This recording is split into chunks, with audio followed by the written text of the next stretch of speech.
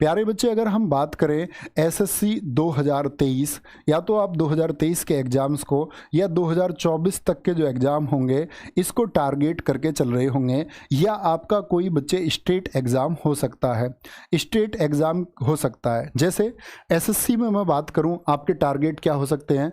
Delhi police constable हो सकता है बच्चे आपका टारगेट सीपीओ हो सकता है आने वाला, सीएचएसएल हो सकता है, सीजीएल हो सकता है, और अपकमिंग आपका एमटीएस हो सकता है, बाकी जेई वगैरह, और जो कोई भी आपका बाकी का एग्ज़ाम है जो एसएससी का हो, ये टारगेट आपका होगा। स्टेट एग्जाम में बच्चे अगर हम बात करते हैं, जैसे अपकमिंग भर्ती में आपका यूपी पुलिस हम ले सकते हैं, जिसका अभी और छोर नहीं मिल रहा है कब है, लेकिन आनी तो तय है, ठीक है। यूपी का, एमपी आपका, बिहार का किसी एग्जाम का आपका टारगेट हो सकता है। तो मैं कहूँ बच्चे, अगर इनकी तुलना मैं करूँ तो इसमें एसएससी की जीएस, जितना आप एसएससी की जीएस के लिए तैयार करते हैं उतना ही आपको तैयार करना पड़ेगा स्टेट एग्जाम के लिए, यानी कम ही तैयार करना पड़ेगा। एसएससी का अगर आप कोई क्लास ज्वाइन कर रहे हैं, जैसे ये क्लास आप ज्वाइन किए हुए हैं, तो ये ठीक ऑप्शन है, यहाँ की स्टेट एग्जाम के लिए फिर हमको चिंता नहीं करनी है। अगर भैया मैं फ्रेशर हूँ, पहली बात करते हैं फ्रेशर बच्चे की, जिसने फ्रेशर से मतलब है जिसकी तैयारी दोस्त ऐसे मान के चलो, उसने, मैं फ्रेशर मानता हूँ कि पिछले 6 महीने से जो पढ़ रहा है बच्चा, उसको एक फ्रेशर बच्चा रख सकते हैं। 6 भी नहीं रखेंगे, 6 में तो बच्चा समझने लग सकता है। पिछले 3 महीने से कोई बच्चा मतलब कुछ चीज़ें जानता है, कुछ नहीं अभी तक, क्योंकि बच्चा अपने शुरुआती दौर में बच्चे को ये बता दिया जाता है कि भैया मैथ रीजनिंग सीखो, वो सीखने की चीज़ है, जीएस पर टाइम बर्बाद मत करो। मैं कहता हूँ कि आज बिगर जीएस का आपका सिलेक्शन नहीं हो सकता, आप कितना मैथ रीजनिंग वो करना जरूरी है, बाकी सब्जेक्ट भी। तो पिछले 3 मंथ से तैयारी कर रहे हैं, तो बच्चे अगर बेसिक जीएस, एक तो बात है बेसिक जीएस आती है नहीं आती, भैया बेसिक जीएस कहाँ से पढ़ें थ्योरी में? तो बच्चे देखो, अगर मैं अपनी बात करूँ तो हमारी येलो बुक है, एकदम बेसिक है, वो आप पढ़ सकते हैं। बाकी मार्केट में ऐसा नहीं है कि आपके पास और किताब है, आपके पास लूसेंट है, तो लूसेंट है तो भैया फिर भी येलो बुक लेनी पड़ेगी। मैं कहूँगा कि कोई एक स्टैंडर्ड बुक आप पढ़ लो, ठीक है। मनोहर जैसी बुक मार्केट में बहुत सारी और किताबें हैं, कोई एक बुक रखो अपने पास। मैं बता रहा हूं आपको सबसे लिमिटेड कंटेंट येलो बुक की, क्योंकि इसके बारे में बच्चे आप में से ऐसे हैं बहुत सारे जानते होंगे, ठीक है। येलो बुक भैया ये तो एकदम बेसिक जीएस के लिए रही, एकदम बहुत साधारण जीएस के लिए। इसमें बच्चे स्टैटिक जीके, मैंने बोला कल सेल रहेगी 10 बजे से स्टैटिक जीके। अब बच्चे इसका इंग्लिश वर्जन भी आ चुका है, ठीक है। इंग्लिश वाले बच्चों को भी चिंता करने की बात नहीं है, स्टैटिक जीके कल से आपका ऑनलाइन 99 में आप इसको कल ले सकते हैं स्टैटिक जीके को। और साथ में अगर बात करते हैं आपका भैया तीसरी किताब कौन सी रहे, मैं बोलूँगा बच्चे तीसरी किताब आप ना लें।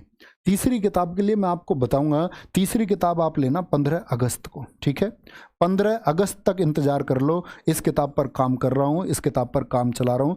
ये मैं सोच रहा हूँ कि बच्चे पिछले 5 सालों में जो कुछ भी एसएससी या एमटी आपका स्टेट एग्जाम ने पूछा है, ठीक है, कुछ भी, दिल्ली पुलिस हो, सीपीओ, सीएचएसएल हो, 2018 और उसके बाद का, क्योंकि आप आज देखो आज पैटर्न रिपीट है, और साथ में मैं कोशिश कर रहा हूँ एक्सपेक्टेड क्वेश्चन की, और साथ में उसकी एक बेहतरीन सी व्याख्या जैसे हम क्लास में करते हैं, तो उसको ऐड ऑन करके एक किताब आपका 15 अगस्त को एक लॉन्च होगी। जो किताब होगी आपका ऑब्जेक्टिव फॉर्मेट में, वो बच्चे प्रीवियस ईयर के लिए होगी ओनली, सिर्फ प्रीवियस ईयर, ठीक है।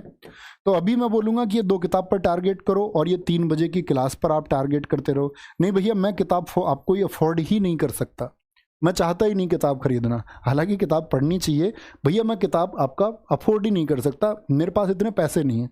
तो मैं कहूँगा भाई येलो बुक की जगह आप RWA की गागर में सागर सीरीज जैसी एक सीरीज है आपका, उससे पहले चली थी, जैसे गागर में सागर प्रसिद्ध है उसी तरह एक सीरीज थी आपका भास्कर सीरीज। क्या बोलोगे?